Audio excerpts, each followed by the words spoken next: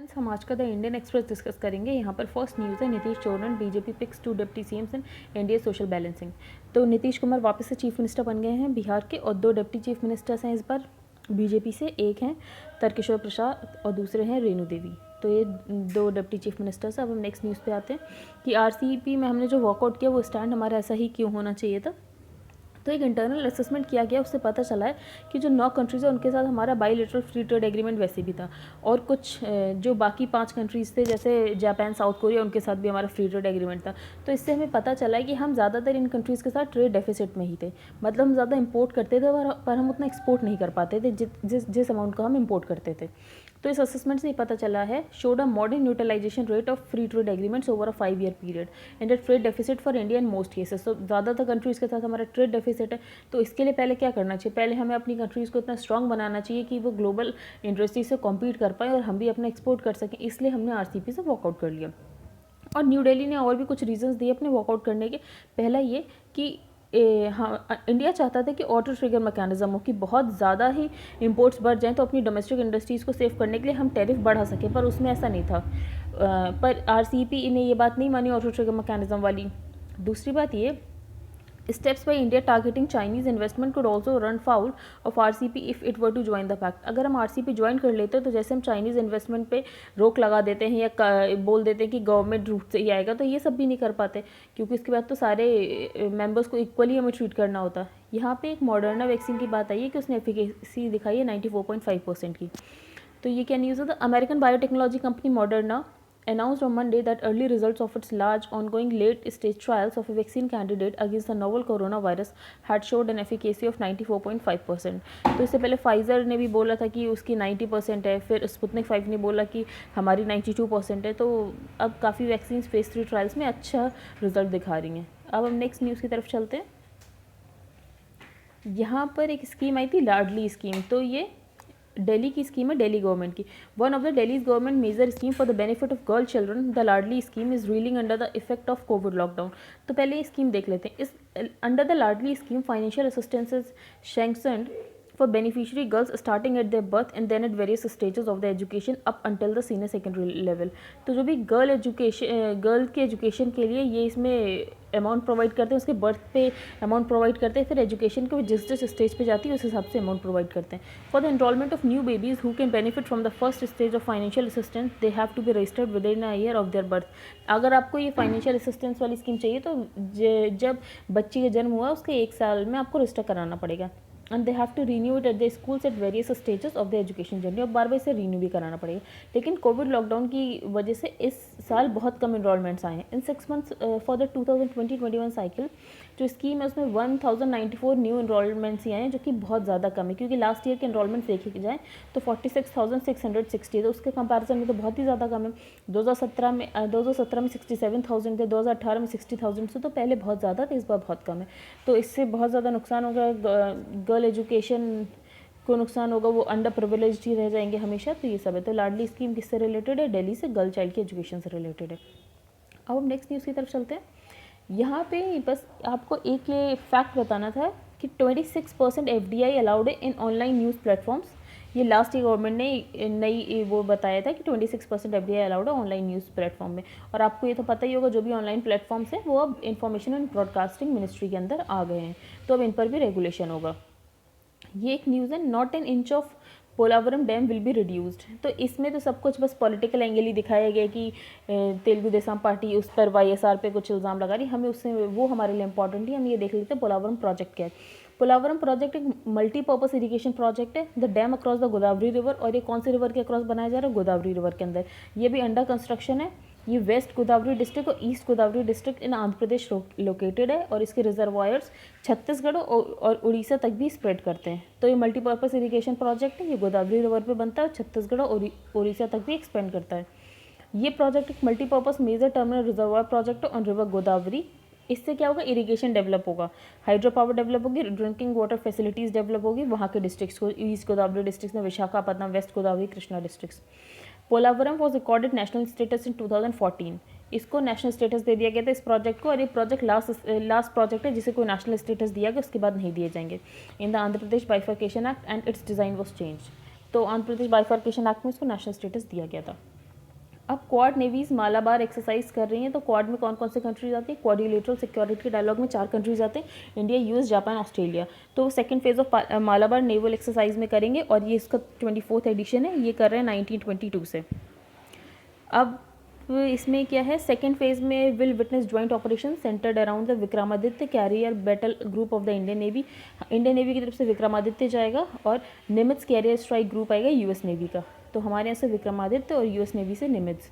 अब quadrilateral, the 4 countries also form the quad and they coming together form a major war game sends a strong message to China। तो ये भी माना जा रहा है कि ये सब लोग नेवल एक्सरसाइज कर रहे हैं, तो एक चाइना को स्ट्रॉन्ग मैसेज जा रहा है कि हम भी अपनी एक अलाइंस बना रहे हैं, आप जो इतने ज़्यादा अटैक्स करते हैं, बॉर्डर डिस्प्यूट बना रखा है वहाँ पर। तो यही सब इश्यूज़ हैं। और नेक्स्ट न्यूज़ पर चलते हैं। यहाँ पर कोई इंपॉर्टेंट न्यूज़ नहीं है। यहाँ पर amid global call to step up TB treatment experts flag India's conservative approach. तो यहाँ पर ये न्यूज़ है कि इंडिया बहुत कंजर्वेटिव अप्रोच को यूज़ कर रहा है टीबी से डील करने के लिए। जैसे जैसे कोविड-19 पेंडेमिक थ्रेटन कर रहा है कि हमारा जो ग्लोबल रिस्पॉन्स है ट्यूबरक्लोसिस को लेकर, हम उससे डीरेल होते जा रहे हैं, क्योंकि हमारी सारी जो भी हेल्थ फैसिलिटीज़ है वो तो कोविड-19 से ही डील करने में निकल जा रही हैं। तो medicine sense frontiers, doctors without borders, इन्होंने गवर्नमेंट को बोला है कि वो अपनी टेस्टिंग, ट्रीटमेंट और टीबी का प्रिवेंशन को एक्सेलरेट करें, और जो डोनर्स है जो कि फाइनेंशियल सपोर्ट प्रोवाइड करते हैं वो और ज़्यादा प्रोवाइड करें, ताकि नए मेडिकल टूल्स आ सकें, ताकि हम इस डिजीज़ को डायग्नोस कर सकें। तो क्या बोलना है डॉक्टर्स विदाउट बॉर्डर्स का कि हम अपनी टेस्टिंग को एक्सेलरेट करें और जो भी डोनर्स है वो फाइनेंशियल टूल दें, ताकि हम न्यू मेडिसिन टूल्स ला सकें। एक्सपर्ट्स का कहना है कि इंडिया बहुत ही कंजर्वेटिव अप्रोच फॉलो कर रहा है। कैसे? क्योंकि जो भी न्यू मेडिसिन हैं, जो भी ड्रग रेजिस्टेंट टीबी के लिए, वो हम इंडिया में यूज़ नहीं कर रहे हैं। जैसे फॉर एग्जांपल कुछ new drug resistant TB drugs है, बेडाक्विलिन और डेलामिनेड। तो बेडाक्विलिन और डेलामिनेड टीबी ड्रग्स हैं, ये और भी ज़्यादा ज़रूरत है कोविड-19 के दौरान, लेकिन हम नहीं ले रहे हैं। मार्च 2020 के अकॉर्डिंग इंडिया में 1,19,960 multi drug resistant TB patients थे, जिनको इन बेडाक्विलिन की ज़रूरत थी, पर उनमें से सिर्फ 10,845 लोगों को ही ये मिली। तो इससे पता चल रहा है हम कितनी कंजर्वेटिव अप्रोच फॉलो कर रहे हैं। Hence 1,09,115 patients were not given this medicine. तो 1 लाख के करीब लोगों को ये दवा नहीं दी गई, और जबकि इंडिया हो में बहुत ज़्यादा ड्रग रेजिस्टेंट टीबी पेशेंट्स, हमारे यहाँ सबसे ज़्यादा ड्रग रेजिस्टेंट टीबी पेशेंट्स है, तब भी हम ये वाली अप्रोच नहीं अलाउ कर रहे हैं, न्यू मेडिसिन से ड्रग्स को नहीं आने दे रहे हैं। तो a report release on Monday by medical sense frontiers and the Stop TB Partnership, इन दोनों ने एक रिपोर्ट रिलीज़ की थी जिसका नाम था step of TB serving 37 high TB burden countries. तो इन्होंने जब हाई बर्डन टीबी कंट्रीज़ को सर्वे किया तो इन्होंने पाया critical innovations are reaching far fewer people who urgently need them. जो इनोवेशंस है, जो नई दवाइयाँ हैं, वो कुछ ही लोगों तक पहुँच रही हैं इन कंपैरिजन कि कितने ज़्यादा लोगों को उनकी ज़रूरत है। Because many countries continue to lag in getting the policies in line with WHO guidelines. MSF officials said कोविड-19 has worsened their plight. TB world की टॉप इन्फेक्शियस डिजीज़ किलर है, with more than 10 million people falling ill and 1.4 million people dying due to this disease। तो इससे बहुत ही ज़्यादा infectious disease है।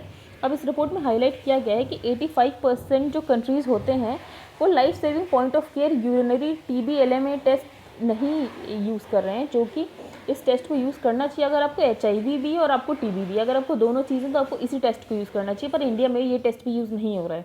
As clinicians working on the front lines of the TB epidemic, it is distressing to see the sluggish uptake of TB-LEM urine liporabinomen assay in national treatment programs despite its proven role in saving lives of people living with HIV। तो अभी कभी भी ऐसा question आ जाएगा TB-LM क्या है, किसके लिए यूज़ होता है, तो जिन लोगों को TB है साथ में HIV भी है उनको ये टेस्ट करने के लिए यूज़ होगा, और ये बहुत यूज़फुल भी साबित हुआ है उनसे डील करने के लिए। तो ये कुछ चीज़ें, 1-2 दवा का नाम आप याद रख सकते हैं, बेडाक्विलिन, डेलामिनेड, और ये जो टेस्ट है TB-LM, बस इतना काफ़ी है। और TB सबसे ज़्यादा इन्फेक्शियस किलर है। अब ब्रिक्स समिट, तो पहले हम ब्रिक्स के बारे में जान लेते हैं, फिर हम समिट के बारे में बात करेंगे। ब्रिक्स एक एक्रोनिम है जो कि वर्ल्ड 5 इमर्जिंग इकोनॉमीज है, इसमें Brazil, Russia, India, China, South Africa. BRICS के लीडर सबमिट करते हैं हर साल। ब्रिक्स अकाउंट करता है 40% of the world population, 30% of the GDP, इसलिए ये बहुत, इसका एक खुद का बैंक भी है, new development bank. New development bank कहाँ हेडक्वार्टर है? शंघाई में। और इसका कब सिग्नेचर हुआ था? जब 6th ब्रिक्स समिट हुई थी फोर्टालेजा में, तो लीडर्स ने साइन किया था एक agreement establishing the new development bank. Fortaleza declaration का क्या मानना है? जो न्यू डेवलपमेंट बैंक है वो स्ट्रेंथन करेगा कोऑपरेशन अमंग ब्रिक्स और मल्टीलेटरल और रीजनल फाइनेंशियल इंस्टीट्यूशंस को यूज़ करेगा ग्लोबल डेवलपमेंट के लिए, ताकि सस्टेनेबल और बैलेंस्ड ग्रोथ के लिए कंट्रीब्यूट कर सके।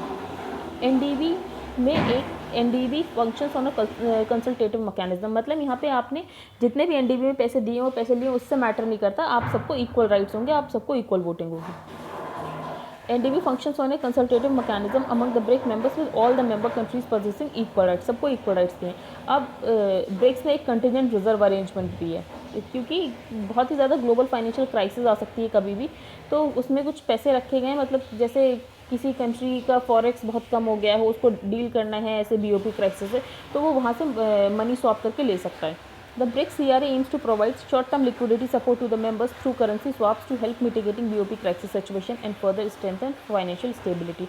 तो ब्रिक्स में 5 कंट्रीज़ हैं। पोर्ट एलिजा डिक्लेरेशन से न्यू डेवलपमेंट बैंक बनी थी, जिसमें सबकी इक्वल राइट्स है। एक कंटिजेंट रिजर्व अरेंजमेंट बना है ताकि बीओपी क्राइसिस हो तो किसी को फॉरेक्स की ज़रूरत हो तो वो यहाँ से ले सकता है, बोरो कर सकता है। ठीक है, अब हम न्यूज़ देखते हैं कि क्या न्यूज़ है। तो ब्रिक्स की समिट होने वाली है, इस समिट को चेयर करेगा रशिया, और इस बार का थीम है, the theme will be global stability, share security and innovative growth. तो वापस से प्राइम मिनिस्टर इसमें पार्ट लेंगे, तो देखते हैं क्या होता है, जो भी होगा कल हम इसमें पढ़ ही लेंगे। Vulture numbers stabilising, MoEF launch action plan to increase population. तो वल्चर के लिए एक प्लान लॉन्च किया गया, इस प्लान का नाम है vulture action plan 2020-25 for the conservation of vultures in the country. अब ये बताया गया कि वल्चर की पॉपुलेशन बहुत ज़्यादा कम हो गई है, यहाँ तक कि कुछ तो वल्चर की स्पीशीज़ में वो 90% तक कम हो गई है। तो हम देखते हैं ये क्या न्यूज़ है। इंडिया में 9 रिकॉर्डेड स्पीशीज़ ऑफ वल्चर हैं, जो कि है oriental white back, long billed, slender billed, Himalayan red headed, Egyptian bearded cinereous and the Eurasian griffon. 1990 से 2007 के बीच में numbers of 3 presently critically endangered species, तो 3 क्रिटिकली इंडेंजर्ड स्पीशीज़ हैं जो कि oriental white back, long billed, slender billed vultures, उनकी population 99% तक कम हो गई थी। और जो रेड हेडेड वल्चर्स हैं, जो अब क्रिटिकली इंडेंजर्ड ये भी हैं, उनकी पॉपुलेशन 91% से डिक्लाइन हो गई थी, और इजिप्शियन वल्चर की 80% से डिक्लाइन हो गई थी। और जो इजिप्शियन वल्चर है वो इंडेंजर्ड है, आप ये भी याद रख सकते हैं। While the Himalayan bearded and cinereous vultures are near threatened, तो ये तीनों थ्रेटेंड है। अब ये इनकी पॉपुलेशन इतनी ज़्यादा क्रैश क्यों हो रही थी, तो वो एक ड्रग की वजह से क्रैश हो रही थी। एक veterinary non steroidal anti inflammatory drug है जो कि पेन ट्रीट करता है, इसका नाम है, इस ड्रग का नाम है डिक्लोफेनाक। तो ये जो वल्चर जो कारकासेस पर फीड करते हैं, तो कारकासेस में मेनली डिक्लोफेनाक पाई जाती थी, जिसको खा के ये वल्चर्स, इनकी पॉपुलेशन डिक्लाइन हो रही थी, मर रहे थे। तो ये कहना था कि अगर 0.4 से 0.7% of animal carcasses contaminated with diclofenac was sufficient to decimate 99% of the vulture populations, but due to dedicated conservation efforts the vulture population is stabilising. तो डाइक्लोफेनाक की वजह से बहुत ज़्यादा वल्चर्स मर गए थे, पर धीरे धीरे एक्शन प्लान की वजह से अब वल्चर्स की पॉपुलेशन स्टेबलाइज हो रही है। MOEF-CC released the action plan for vulture conservation 2006 with the DCIG banning the veterinary use of diclofenac in the same year। तो हमने क्या किया, इसके लिए हमने डाइक्लोफेनाक को बैन कर दिया, और 2011 तक फिर ये डिक्लाइन अरेस्ट हो गया, धीरे धीरे वल्चर की पॉपुलेशन स्टेबल होने लग गई। Central zoo authority and Bombay natural history society also establish the vulture conservation breeding programme. इसमें क्या किया, उन्होंने 3 क्रिटिकली इंडेंजर्ड जो स्पीशीज़ हैं उनको ब्रेड किया है लेबोरेटरी में फॉर द फर्स्ट टाइम। तो अब हम ब्रीडिंग भी शुरू कर दी वल्चर की, क्योंकि वल्चर की पॉपुलेशन बहुत ज़्यादा कम हो रही है। आप ये याद रख सकते हैं कौन से क्रिटिकली इंडेंजर्ड है, कौन से इंडेंजर्ड है, कौन से नियर थ्रेटेंड है, और डाइक्लोफेनाक की वजह से इनकी पॉपुलेशन कम हो रही थी। अब हम ये दोनों आर्टिकल पढ़ते हैं। पहला आर्टिकल RCEP के ऊपर ही है। At a time when globalisation has lost its lustre and much of the world is looking inwards, 15 countries came together and signed the RCEP on the sidelines of an online ASEAN summit hosted by Vietnam on Sunday. ये बोला गया कि जब globalisation ने अपना लश्कर खो दिया है और सारी दुनिया अपने तरफ देखती है, जैसे हमारा भी होता आत्मनिर्भर, अमेरिका का भी होता मेक अमेरिका ग्रेट अगेन, तो वही अमेरिका फॉर अमेरिकन्स, वैसे ही ऐसे टाइम में जब 15 कंट्रीज़ एक साथ आते हैं और ऐसे मेगा ट्रेड ब्लॉक साइन करते हैं, तो उससे पता चलता है कि ग्लोबलाइजेशन की अभी भी बहुत वैल्यू है। 15 कंट्रीज़ एक साथ आए, उन्होंने RCEP को साइन किया ऑनलाइन एशियन समिट के साइडलाइंस पे, जो कि वियतनाम होस्ट कर रहा था। इंडिया इसका पार्ट था नेगोशिएशंस का 9 ईयर्स तक, पर पिछले साल इसने नवंबर 2019 को पुल आउट कर लिया था। इसने बोला था कि इसके इनएडिक्वेट सेफगार्ड्स और लोअरिंग ऑफ कस्टम ड्यूटीज़ की वजह से हमारी मैन्युफैक्चरिंग बहुत एडवर्सली इम्पैक्ट होगी, हमारे एग्रीकल्चर डेयरी सेक्टर्स बहुत इम्पैक्ट होगा, इसलिए हम इससे बाहर आ रहे हैं। इंडिया इससे बाहर आया तो India is blocked itself from a trade block. तो ऑथर का कहना है इंडिया ने ऐसे ट्रेड ब्लॉक से खुद को ब्लॉक कर दिया जो कि 30% ऑफ द ग्लोबल इकोनॉमी को रिप्रेजेंट करता है और वर्ल्ड पॉपुलेशन को रिप्रेजेंट करता है, जो कि 2.2 बिलियन पीपल को रिप्रेजेंट करता है। There are strong economic and strategic reasons to not let the RCEP door remain shut permanently for India. Author का ऐसा कहना है कि इंडिया को परमानेंटली आरसीईपी के लिए अपना डोर शट नहीं करना चाहिए। क्यों? पहला तो इकोनॉमिक रीजंस है। दूसरा, क्लियरली इंडिया के डिसीजन इस बात से इन्फ्लुएंस है कि चाइना आरसीईपी ट्रेड ब्लॉक को डोमिनेट कर रहा है, क्योंकि न्यू दिल्ली का बाकी सबके साथ तो फ्री ट्रेड एग्रीमेंट है ही। आसियान के साथ फ्री ट्रेड एग्रीमेंट है, साउथ कोरिया के साथ है, जापान के साथ है, ऑस्ट्रेलिया के साथ डिस्कशंस चल ही रहे हैं, न्यूजीलैंड के साथ भी डिस्कशंस चल ही रहे हैं। ट्रेड डाटा सजेस्ट करता है that India's deficit with China with which it does not have a trade pact is higher than that of the remaining RCEP constituents put together. तो जो बाकी आसियान के कंट्रीज़ हैं और ऑस्ट्रेलिया, न्यूजीलैंड, साउथ कोरिया, अगर इन सबको मिला दिया जाए, उनके साथ जितना ट्रेड डेफिसिट है उससे ज़्यादा डेफिसिट हमारा चाइना के साथ है। सो वाई ब्लेम ट्रेड डील्स? तो ऑथर का कहना है ट्रेड डील्स को क्यों ब्लेम करना चाहिए? Moreover trade deficits are not at all bad and definitely not for consumers. Trade deficits बुरे तो नहीं होते, कंज्यूमर्स के लिए तो बिल्कुल बुरे नहीं होते, क्योंकि उसकी वजह से हमें सस्ता सामान मिलता है। Even otherwise import of cheaper intermediate goods only help add value to the final products. और ऑथर का कहना है अगर हम इंटरमीडिएट गुड्स चीपर लेंगे तो हमारी फाइनल प्रोडक्ट सस्ता बनेगा। Yes, some fears are not unfounded, लेकिन कुछ फेयर्स तो हैं। वो कैसे हैं? Firms that do not rise to the occasion run the risk of falling by the wayside. तो जो फर्म्स टाइम के साथ नहीं बढ़ती हैं फिर वो धीरे धीरे गिर जाती हैं। So they did after 1991 reforms when India started lowering tariffs. 1991 के बाद जब हमने एलपीजी को वो अलाउ किया था और हमने टैरिफ्स को लोअर करना शुरू किया था, और उसके बाद बहुत सारे फर्म्स के साथ ऐसा हुआ, बहुत सारी फर्म्स बंद हो गई, but providing stability in export import policy. लेकिन अगर हम अपनी एक्सपोर्ट इंपोर्ट पॉलिसी में स्टेबिलिटी प्रोवाइड करें, फेवरेबल एक्सचेंज रेट प्रोवाइड करें, तो इससे हमारी इंडस्ट्री शेप अप हो सकती है और हम ग्लोबल क्वालिटी और प्राइसिंग को मैच कर सकते हैं। तो हम क्या कर सकते हैं? एक्सपोर्ट इंपोर्ट पॉलिसी को स्टेबल करके फेवरेबल एक्सचेंज रेट की वजह से हम ये सब कर सकते हैं। This is born out of the experience of over 2 decades since 1991. India was much better off both in terms of its share in global trade, FDI inflows, growth of the domestic industry, and rising income level of its people. लेकिन 1991 के बाद ये देखा गया है कि हमारा global trade अच्छा है, हमारे एफडीआई इन्फ्लोज अच्छे, हमारी डोमेस्टिक इंडस्ट्रीज की ग्रोथ हो रही है, हमारे लोगों का इनकम लेवल बढ़ रहा है। Strategically India does not need to prepare itself for China's maritime challenge and the aggression it has displayed along the borders. Alliances such as the Informal Strategic Forum, the Quad, which includes the US, Australia and Japan, will help the New Delhi check Beijing's dominance in the South China Sea and the Indo-Pacific region. तो author का कहना है कि India को उस बात से effect नहीं करनी चाहिए कि चाइना का मैरीटाइम चैलेंज है, जैसे साउथ चाइना सी में फिर चाइना का जम्मू कश्मीर में डिस्प्यूट चल रहा है, तो उस बात से हमें टेंशन नहीं लेनी चाहिए, क्योंकि और भी हमारे पास इनफॉर्मल स्ट्रैटेजिक फोरम है जैसे क्वाड वगैरह, उससे हम चाइना को डील कर सकते हैं। तो इससे हम बेजिंग की डोमिनेंस को रोक सकते हैं। Despite all the differences with China at the end of the day, author का कहना है कि ऑस्ट्रेलिया और जापान के साथ भी तो चाइना के इश्यूज़ है ना, जैसे जापान का सेनकाकू आइलैंड के साथ डिस्प्यूट चल रहा है, लेकिन उसके बाद भी इन कंट्रीज़ ने आरसीईपी साइन किया। Being an emerging power, new Delhi must send the right messages. Instead of sitting out and building tariff wall across the sector, it must prod and incentivize the industry to be competitive and get inside the RCEP tent at the earliest opportune movement.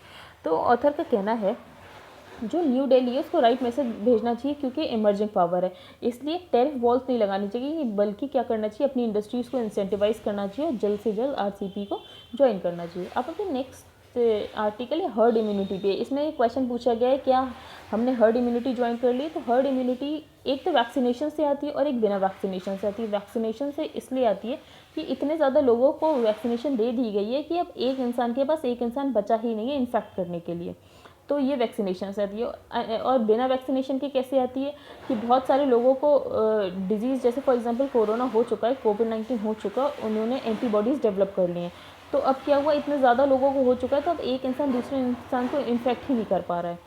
When one infected person in a population leads to less than 1 secondary case on average, कि अब एक इंसान के लिए एक इंसान infect करने के लिए बचा ही नहीं है, मतलब इफेक्टिव रिप्रोडक्शन नंबर जो है वो 1 से फॉल कर गया है, तो इसको बोलते हैं कि हर्ड इम्यूनिटी अचीव कर ली है। इतने ज़्यादा लोगों को कोई डिजीज़ हो जाना कि जो इन्फेक्शन है अब वो इतना फैल ही नहीं पा रहा है, क्योंकि बहुत कम ही लोग बचे हैं जिनको वो इन्फेक्शन हो, तो इसको बोल देते हैं कि हर्ड इम्यूनिटी अचीव हो गई है। और अगर रिप्लेसमेंट रिप्रोडक्शन नंबर आर जो है अगर वो 1 से कम हो जाए तो ये बोलते हैं हर्ड इम्यूनिटी अचीव हो गई।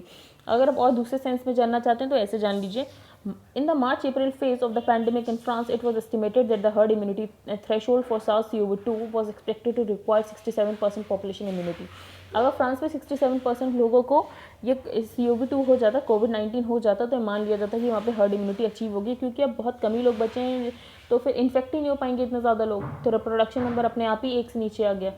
Another way of understanding this is that the current level of about 10-15% of the global population showing evidence of infection. अगर हम में से जो वर्ल्ड की पॉपुलेशन है उसमें अगर 5 बिलियन लोग इन्फेक्ट हो जाएं तो हम हर्ड इम्यूनिटी अचीव कर लेंगे. पर कुछ लोगों का कहना है कि एथिकल नहीं है कि मतलब आप लोगों को बोल दो कि हाँ इनको डिजीज़ होने दो फिर ये इम्यूनिटी अचीव कर लेंगे. That is not right, that is not ethical. The WHO Director General responded in his press briefing on October 12 that herd immunity is achieved by protecting people through vaccines. आपको अगर herd immunity achieve करानी तो vaccine के through कराओ, ऐसे achieve नहीं होती कि by exposing them to disease which in his view is scientifically and ethnically problematic. This was further contested by another group of scholars who proposed the John Snow Memorandum, acknowledging that lockdowns, while being necessary, are disruptive and that their consequences have generally been worse in countries unable to leverage the lockdown phase to establish effective pandemic control systems, leading to widespread demoralization and diminishing trust. जो lockdown है वो necessary है पर destructive तो है ही है, उसके कारण बहुत ही ज़्यादा दिक्कतें आती हैं. तो कंट्रीज़ और भी ज़्यादा कुछ कंट्रीज़ की इकोनॉमिक कंडीशन इतनी ज़्यादा वर्स हो गई लॉकडाउन की वजह से. They argued that uncontrolled transmission in younger people entail significant risk of morbidity and mortality across the whole population. तो अगर हम ये सोचेंगे अपनी हर्ड इम्यूनिटी अप्रोच रखते हैं और लोगों को इन्फेक्ट होने देते हैं तो इससे जो यंगर पीपल हैं उनमें बहुत ज़्यादा रिस्क हो सकते हैं कि मॉर्बिडिटी या मॉर्टेलिटी वो मर जाएँ. तो ये भी हो सकता है. तो ये एथिकल नहीं है लोगों को डिजीज़ में ऐसे जाने देना. तो ऑथर का यही पॉइंट है कि हर्ड इम्यूनिटी कैसे एथिकली सही नहीं है. अब नेक्स्ट न्यूज़ की तरफ चलते हैं. इस पे कुछ भी इम्पोर्टेंट नहीं है. अब RCEP के बारे में. यहाँ पे RCEP को लार्जेस्ट रीजनल ट्रेडिंग एग्रीमेंट बोला गया है. RCEP ओरिजिनली 16 कंट्रीज़ के बीच में नेगोशिएट हो रहा था, लेकिन अब इंडिया बाहर हो गया तो अभी 15 कंट्रीज़ ने आगे जाकर डील साइन कर ली है. तो अब इंडिया क्यों वॉकआउट कर गया? इट्स डिसीजन क्योंकि इंडिया चाहता था कि हमारे इंटरेस्ट को सेफगार्ड किया जाए. Its decision was to safeguard the interest of industries like agriculture, dairy and to give an advantage to the country service sector. India चाहता था कि हम अपने एग्रीकल्चर को सेव कर पाएँ, डेयरी को सेव कर पाएँ और हमारे कंट्री सर्विस सेक्टर के एडवांटेज हमें मिले, जो कि RCEP सर्विस सेक्टर को कंसिडर नहीं कर रहा था, वो सिर्फ गुड्स को कंसिडर कर रहा था. According to officials the current structure of RCEP still does not address these issues and concerns. ये आप देख सकते हैं कॉमर्स एंड इंडस्ट्री का डेटा है और हमारे सबके साथ ट्रेड डेफिसिट चल रहा है, मोस्टली कंट्रीज़ के साथ, आसियान के साथ, China, south Korea, Japan, New Zealand, Australia. तो अगर हम इनको ज्वाइन कर लेते, अगर हम RCEP ज्वाइन कर लेते तो ट्रेड डेफिसिट और बढ़ता ही बढ़ता. और दूसरी चीज़ क्या हो सकती है, क्या चाइना एक फैक्टर हो सकता है ज्वाइन ना करने के लिए? तो हो सकता है क्योंकि चाइना के साथ हमारे बहुत ज़्यादा टेंशन चलते हैं. While China's participation in the deal had already proving difficult for India due to various economic threats, the clash at Galwan Valley has soured relations between the two countries. The various measures India has taken to reduce its exposure to China would have set uncomfortably with its commitments under RCEP. अगर हमने RCEP join कर लिया होता, for example जैसे हमने बोला था कि जो भी FDI आएगा वो चाइना से गवर्नमेंट अप्रूवल के तरह आएगा, या चाइना की हम ये चीज़ बिकने नहीं देंगे, तो ऐसा हम नहीं कर पाते. अगर हमने RCEP ज्वाइन कर लेते तो हम इकोनॉमिकली भी चाइना को चाहकर भी हर्ट नहीं कर सकते थे. तो ये भी एक फैक्टर हो सकता है कि चाइना के साथ हमारे टेंशन बढ़ रहे हैं और कभी हम उनको इकोनॉमिकली हर्ट करना चाहें तो वो भी नहीं कर पाएंगे अगर हमने RCEP ज्वाइन कर लिया. दूसरा ये है कि हम चाहते थे कि रूल्स ऑफ ओरिजिन को प्रॉपर्ली बताया जाए, पर ये वाला कंसर्न भी नहीं एड्रेस किया गया. रूल्स ऑफ ओरिजिन क्या होता है? फॉर एग्जांपल कोई चीज़ किसी और कंट्री में बनी पर वो किसी और कंट्री के थ्रू रीराउट होकर हमारे यहाँ आ रही है. फॉर एग्जांपल कोई चीज़ वियतनाम में बनी, फिर वो बांग्लादेश जाती है और फिर बांग्लादेश हमारे यहाँ बेचता है. तो ये एक्चुअली तो बनी वियतनाम में, पर ये हमें देखेगा कि ये बांग्लादेश में बनी है और बांग्लादेश से हम ज़ीरो टैरिफ पे चीज़ें उठाते हैं, तो इसका फ़ायदा भी मिल जाएगा वियतनाम को. तो बस ये हम चाहते थे कि सीरियसली बताया जाए, सही से बताया जाए कि ये प्रोडक्ट कहाँ पे ओरिजिनेट हो रहा है. तो हमारे ये वाले कंसर्न को भी नहीं एड्रेस किया गया. हमारा एक और कंसर्न था ऑटो ट्रिगर मैकेनिज्म, कि इंपोर्ट्स बहुत ज़्यादा बढ़ जाएं तो हम अपने टैरिफ्स बढ़ा सकें, तो ये भी नहीं किया गया एड्रेस. एक और कंसर्न था कि हम चाहते थे कि RCEP जो मोस्ट फेवर्ड नेशन वाला ऑब्लिगेशन है वो हटा दें, क्योंकि हम नहीं चाहते थे जिन कंट्रीज़ के साथ हमारे बॉर्डर डिस्प्यूट चल रहा है उनको हमें बेनिफिट दे. फॉर एग्जाम्पल चाइना को बेनिफिट दे मोस्ट फेवर्ड नेशन वाला, लेकिन ये वाली बात भी नहीं मानी गई. तो हमारे कोई भी इश्यूज़ को देखा ही नहीं गया, इसलिए हम इससे बाहर आ गए. There are concerns that India's decision would impact its bilateral trade ties with RCEP member nations. ये एक कंसर्न है कि जो इंडिया इससे बाहर आ गया उससे RCEP मेंबर नेशन के साथ इंडिया के बाइलेटरल ट्रेड टाइज हो सकता है इम्पैक्ट हो, as they may be more incline to focus on bolstering economic ties with the bloc. क्योंकि अब ज़्यादा फोकस उनका ये रहेगा कि जो हमने ट्रेड ब्लॉक साइन किया है उनमें इकोनॉमिक टाइज को और स्ट्रेंथन करें. The move could potentially leave India with less scope to tap the large market then RCEP presents. इस मूव की वजह से ये हो सकता है कि इंडिया इतना बड़ा लार्ज मार्केट जो RCEP का है उसको टैप ना कर पाए. जिसकी साइज़ का डेली बहुत बड़ा है, मेमोथ है, और कंट्रीज़ जो इन्वॉल्व है उसमें 2 billion of the world's population.